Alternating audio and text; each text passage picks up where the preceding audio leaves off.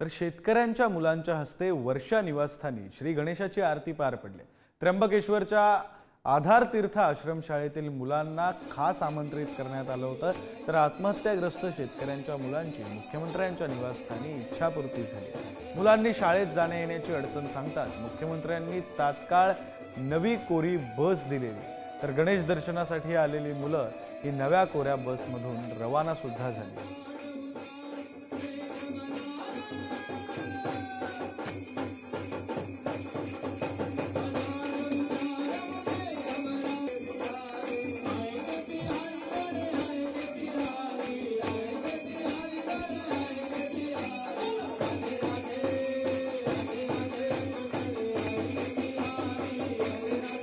आपण पाहतोय मुख्यमंत्र्यांच्या वर्षा या शासकीय निवासस्थानातील, जिथे शेतकऱ्यांच्या मुलांच्या हस्ते गणेशाची आरती पार पडली। त्र्यंबकेश्वरच्या आधार तीर्थ आश्रमशाळेतील मुलांना या आरतीसाठी खास आमंत्रित करण्यात आलं होतं।